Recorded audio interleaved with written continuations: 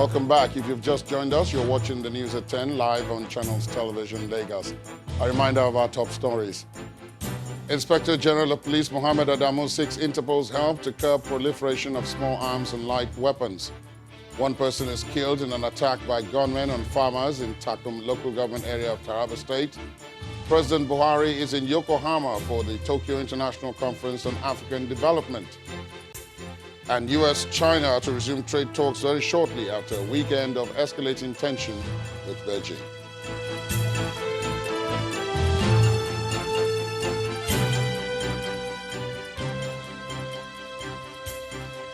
Now, for more information on our top stories and others, please visit our website, channelstv.com.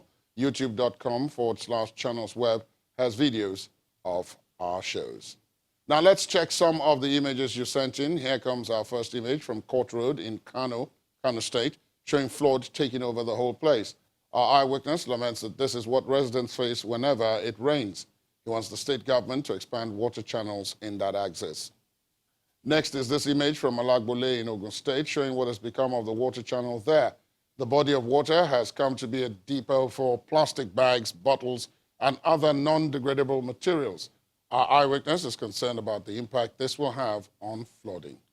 And finally, this is the state of Jakonde Gate Okeafa in Lagos, and that's according to our eyewitness reporter, who says it has become a park for bikes, tricycle, and bus operators.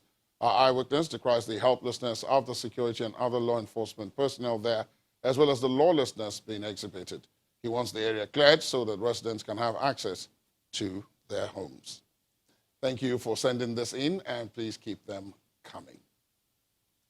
The trial of the former governor of Abia State and current senator representing Abia North Senatorial District, Orji Kalu, could not continue at the Federal High Court in Lagos today due to the absence of his counsel, Professor Awa Kalu.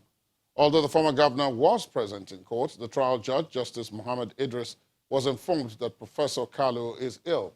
The message came through the second defendant's counsel, Mr. Kelvin Nwofo, who told the court that he came into Lagos yesterday with Professor Kalu, who suddenly took ill. The counsel then asked the court to grant an adjournment to enable him recover. The prosecuting counsel, Mr. Adebisi Adeni, had no objections to the request, and Justice Idris subsequently adjourned proceedings to Tuesday, August the 27th. Former Governor Kalu is standing trial before Justice Idris on an alleged 7.6 billion naira fraud brought against him by the EFCC. At the last sitting of the court on July the 22nd, Senator Kalu finally opened his defense on the allegations against him. Okay, moving on to Abuja now, where Linda Higbe is standing by for more stories. Hi, Linda. Hello, Ladi. Now we continue with legal stories from here in Abuja, where a federal high court today dismissed a suit challenging the decision of the All Progressives Congress to adopt the indirect primary election in selecting its candidate for the November 16th governorship election in Kogi State. Justice Taiwo in his ruling upheld the preliminary objections filed by the APC challenging the suit on the grounds that the suit is statute barred. He held that the suit was a pre-election matter which ought to have been heard and determined within 180 days as provided by Section 285, subsection 10 of the Nigerian Constitution. The coast appears clear for the All Progressives Congress in Kogi State to conduct its governorship primary election using the option of indirect primaries.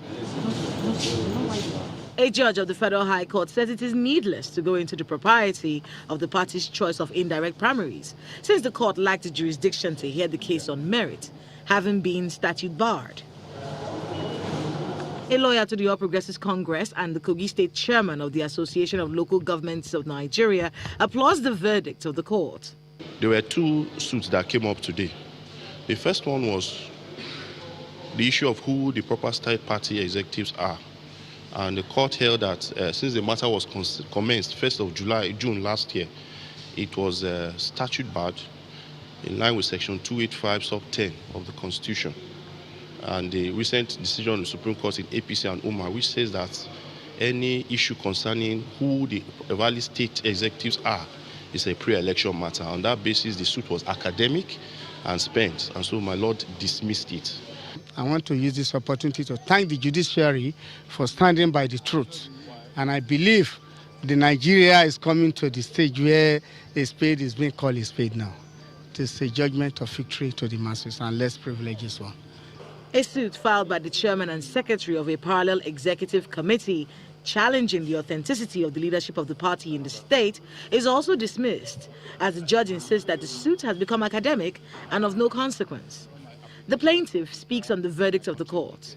Today, the judgment has come, which they have dismissed my case, that they are now affirmed the Abdullahi Bello executive, Abdullahi Bello executive, they affirmed their executive as authentic executive in Kogi State. So, well, as far as I'm concerned, we are one APC. I believe we have to join together and work, and there's no conflict in Kogi State again. The plaintiffs had asked the court to order the party not to adopt indirect primaries to pave the way for a direct primary election in order to allow all card-carrying members of the party to vote. He insists that if the National Working Committee of the party was not stopped, the party would go ahead to adopt indirect primaries, and his client, not being the faction recognized by the national leadership of the party, would be shut out and not allowed to vote as delegates at the primaries. It's cheering news for workers in Kaduna as the state government today announced that it would begin the implementation of a new national minimum wage from September.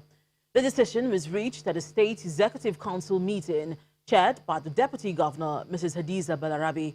At the end of the meeting, the special advisor to Governor El-Rufai on media and communication, Mr. Muyiwa Adekeye, said the decision is part of the government's commitment to strengthening the public service and its capacity to deliver quality and responsive public service.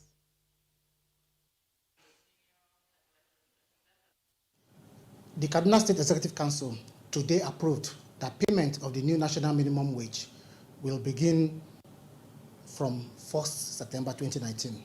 The Executive Council meeting noted Governor Nasir El-Rufai's commitment to strengthen the public service and its capacity to deliver quality and responsive public service. Paying the new national minimum wage and consequential adjustments will increase the wage bill of the Kaduna State government by 33%. Gross monthly salary outlay will rise to 3.759 billion naira from the current 2.82 billion naira. This almost 1 billion naira monthly increase in the wage bill means that salary and pensions will continue to take a high share of state government expenditure. New cabinet ministers have resumed duties fully, and they have been speaking on the action plan for their various ministries as President Buhari's second term takes full throttle. The Minister of Interior, Rauf Aregbesola, and the Minister of Science and Technology, Ogbonnaya Onu, are restating their commitment to the mandates they have been given.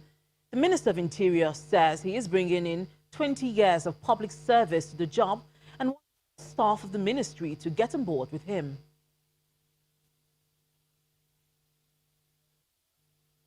Ministry of Interior and agencies must adapt the presidential charge of, what is it? Security, improve the economy, and anti-corruption. Those are the three main thrusts of President Muhammadu Buhari administration. Three main thrusts, broken down later, but three main thrusts. So we are adopting it as a slogan that will inspire every person working in all sections and at all levels of this ministry and our agency to see themselves as a tool for meeting those primary charges and responsibilities of internal security of the Nigerian nation and safety of our citizens. Let this go out to everybody here, that you must appreciate the fact that you are here to support our effort to enhance the security of the nation, internal security of the nation. Let me qualify it.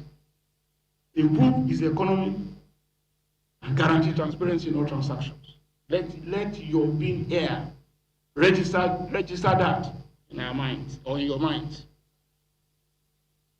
On his part, the Minister of Science and Technology told members of his ministry that his focus for the next 4 years will be wealth creation for Nigerians using science and technology. It is science, technology, and innovation that can help us to create new technologies.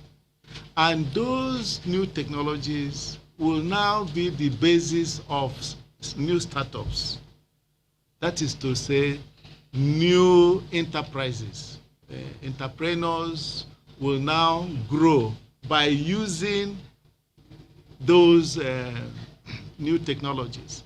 And they may start initially as a micro business. They may start as a small business. But over time, this will grow from micro or small to medium and large. And this is how wealth is created all over the world. To health matters, the Nigerian Medical Association, NMA, is calling on the federal and state governments to prioritize funding for primary health care in order to guarantee universal health coverage. The president of the NMA, Dayo Faduyile, insists that the neglect of primary health care in the country has led to an overburdened secondary and tertiary health care system. We expect the new ministers to be able to work closely with those in the states so that the states can increase funding to health and to ensure that the primary health care centers are functional.